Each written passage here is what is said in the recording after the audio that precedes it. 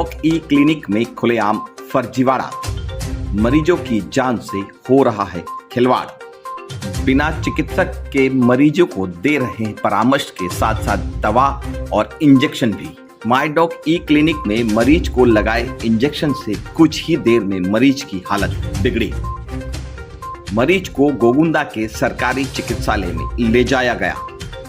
मायडॉक ई clinic पर मौजूद कर्मचारी भी चिकित्सक की मौजूदगी के बिना कैसे लगा रहे हैं इंजेक्शन।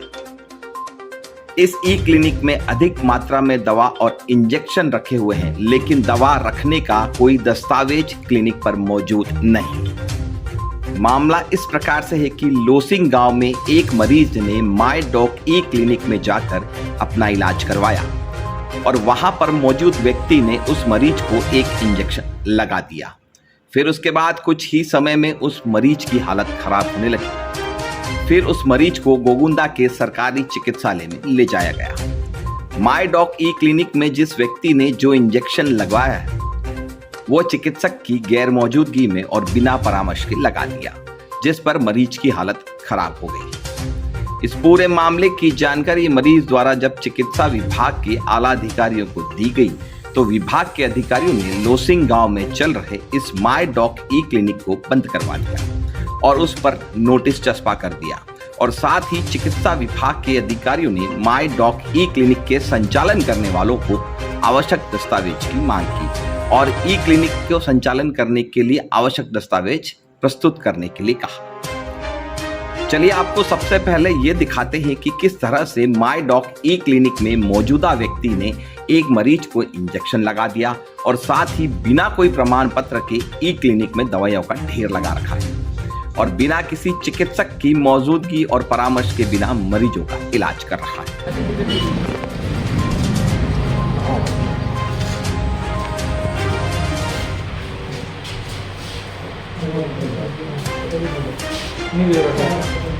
काम करता करता बाजू मैच कहीं चाहिए यार।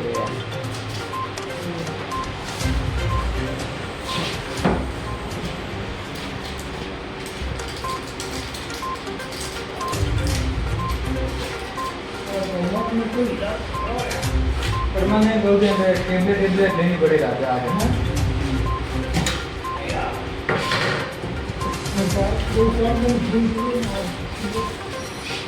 सुधर दीजिएगा। हाँ सुधर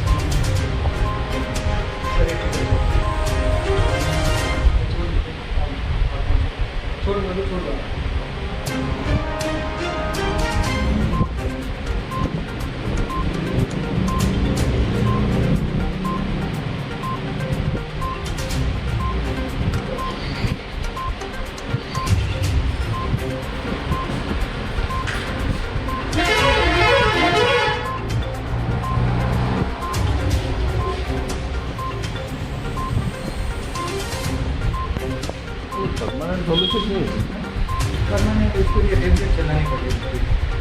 एक बार एमआरआई करवा के टेबलेट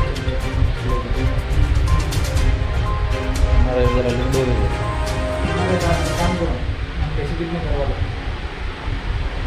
पास बताइए डायरेक्ट थोड़ी करेगा। हाँ तो देखिए ओपीडी फ्री है, इनको ऑटो में बताना वहाँ पे ओपीडी लगती नहीं, 0 पे पर्ची कटेगी, उसके बाद हो जाएगी जो कर लिख देंगे।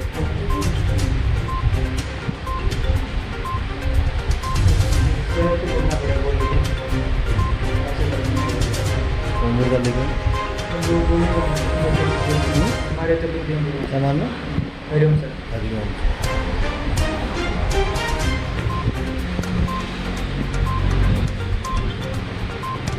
हमारी करनी पड़ेगी, एक्सरे में तो आएगा नहीं। यार ये सेटिंग ठीक है यार। इससे क्या है आए तो भी परेशान होता रहे, खुले नहीं आराम से। यार मेरे यार वो अलमारी बार बार खुल जाती, बच्चे खींचते खुल जाती। हाँ ऐसा सिस्टम ठीक है इसमें। जो सिस्टम ठीक है यार। बंद कर दूँ? हाँ आप तो गोलियाँ वोलियाँ तो सब लगा दो, आप तो इंजेक्शन लगा ये डॉक्टर वीडियो कॉल पे देखे कोरोना में किधर देखता बड़ी 2 साल धूल में लट वालों सिस्टम में मतलब नहीं है। नहीं बाकी यहाँ पे थे। आप एक बात बताओ, डॉक्टर साहब ने कहीं समझ में आयो मैंने वो बताओ, वो तो नहीं है 7 दिन के बाद बताओ कि नहीं बताओ। ऑनलाइन देखिए।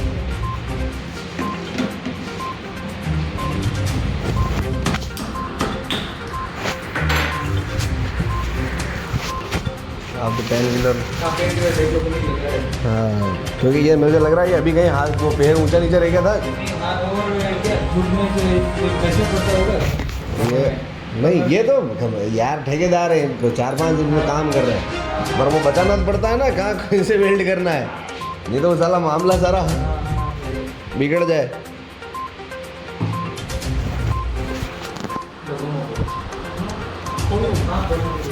इच्छा है तो इच्छा है तो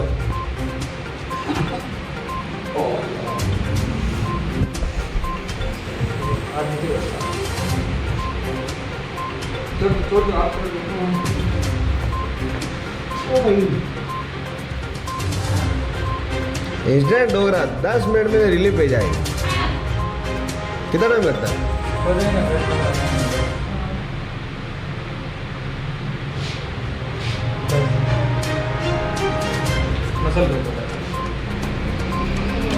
चल आजा। तो देखा आपने कि किस तरह से यह व्यक्ति मरीजों की जान के साथ खिलवाड़ कर रहा है। चलिए आपको अब दिखाते हैं कि क्या कुछ कहना है इस पूरे मामले में चिकित्सा विभाग के अधिकारियों का। मैं डॉक्टर अरुण सिंह। दिनांक 10 अप्रैल को शाम को लगभग 6:45 बजे मुझे कॉल आया था पत्रकार महोदय का। उन्होंने मुझे बताया कि उनका कोई साथी जिसको कहीं लॉसिंग में एक माई डॉक करके ई क्लिनिक है, वहाँ पे इंजेक्शन लगाया था, उसके बाद उनका बीपी बढ़ गया था और उनको फिर वो गोविंदा CSC लेके गए थे, वहाँ पर उनका इलाज हुआ, उनको दवाई दी गई।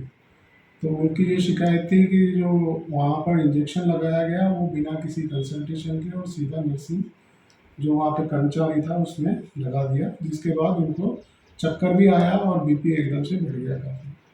तो इसको संज्ञान में लेते हुए मैंने एक पत्र CMHO महोदय को लिखा कि हमें ड्रग इंस्पेक्टर उपलब्ध करवाया जाए। CMHO साहब ने तुरंत कार्रवाई करते हुए ड्रग इंस्पेक्टर को लेटर लिख के इसके लिए पाबंद किया। अगले दिन हम वहाँ संबंधित स्थान पर गए माई डॉक क्लिनिक पर। वहाँ हमने देखा वहाँ वो दुकान वो शटर डाउन था, तो हमने उसको सील कर दिया और वहाँ पे नोटिस चपसा दिया, नोटिस चपसा के और हमने उसको पूरी तरह सील कर दिया। सील के बाद सर वापस अगर खोलने की कार्रवाई होती है तो वो कौन करता है? सील कर दिया गया, वो सील के वहाँ के जो चिकित्सा अधिकारी प्रभारी और ड्रग इंस्पेक्टर दोनों ने मिलकर उनके सामने ही ये सील हुआ था। इसके बाद उसमें 7 दिन का ये नोटिस लगाया था कि वो या इसको आकर खोलें और जो भी संबंधित डॉक्यूमेंट है वो वहाँ पर बताएंगे, उसके बाद ही उसको सील खोली जाएगी। मान लीजिए कि ड्रग इंस्पेक्टर और संबंधित विभाग के कर्मचारियों की अनुपस्थिति में अगर वो खोल दिया जाता है सील को और उसमें से कोई सामान या साक्ष्य को खुर्द-बुर्द किया जाता है, तो किस तरह की आपके द्वारा कानूनी कार्रवाई की जाएगी इसमें? नहीं, फिर उसके लिए तो FIR दर्ज की जाएगी, क्योंकि अगर उनकी अनुपस्थिति में, क्योंकि चूँकि उसको सील कर दिया गया है और वो भी सरकारी विभाग द्वारा सील किया गया है, तो उसके लिए तो कानूनी कार्रवाई टीम आगे काम करेगी।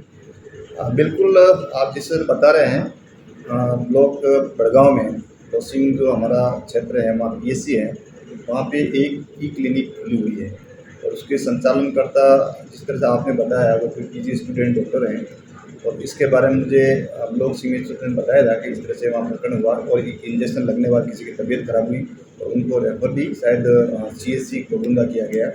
इसके बाद ये प्रकरण मेरे को ध्यान में आया, तो मैंने जैसे ही ये प्रकरण ध्यान में आया मैंने निर्देश दिए ब्लॉक CMHO और ब्लॉक CMHO लेटर लिखा ADC साहब को मैंने कहा कि वहाँ एक DI भेज के वहाँ को सीज कराओ, उसकी कार्रवाई इसके खिलाफ कार्रवाई करो। वहाँ मौके पे गए, उन्होंने देखा, सीज भी किया है और अभी तक मेरे पास उसकी फैक्चुअल रिपोर्ट नहीं आई है और फैक्चुअल रिपोर्ट आने के बाद आपको मैं तथ्यात्मक जानकारी दूँगा। जो जानकारी, दस्तावेज और वीडियो हमारे पास है जिसमें ये वहाँ के संचालनकर्ता ने कहा कि ये हरिओम नामक एक व्यक्ति हैं चौधरी, जो डॉक्टर हैं, जो PG डूंगरपुर में वो संचालित कर रहे हैं, उस पर किस तरह की विधि सम्मत कार्रवाई होगी? जैसे कि अगर कोई पीजी स्टूडेंट डॉक्टर हैं और उनके द्वारा खुद के नाम से चलाया जा रहा है ई क्लिनिक है, तो वो अवैध होगा, उनके खिलाफ कार्रवाई करेंगे हमारे जो एक्ट के तहत। अगर उस पीजी स्टूडेंट ने अपने किसी और के नाम से, किसी वाइफ के नाम से या अपने पिताजी के नाम से या किसी भाई के नाम से कर रखा है ई क्लिनिक, तो वो थोड़ा अपने देखना पड़ेगा उनका रजिस्ट्रेशन किस भी आप होगा। जैसे ई क्लिनिक में टेली कंसल्टिंग होता है, अगर वहाँ खुद किसी नर्सिंग ऑफिसर या नर्सिंग पैरामेडिक स्टाफ को बिठा के अगर दवाइयाँ या इंजेक्शन या ट्रीटमेंट करते हैं, तो वहाँ जो नियमानुसार उसके खिलाफ कार्रवाई की जाएगी। तो देखा आपने कि क्या कुछ कहा चिकित्सा विभाग के अधिकारियों ने। लेकिन अब देखने वाली बात यह है कि क्या इस तरह से लापरवाही करते हुए मरीजों की जान के साथ खिलवाड़ किया जाता रहेगा, और अगर उस मरीज के साथ कोई हादसा हो जाता तो इसका जिम्मेदार कौन होता, या फिर चिकित्सा विभाग को किसी बड़े हादसे के होने का इंतजार है। नमस्कार।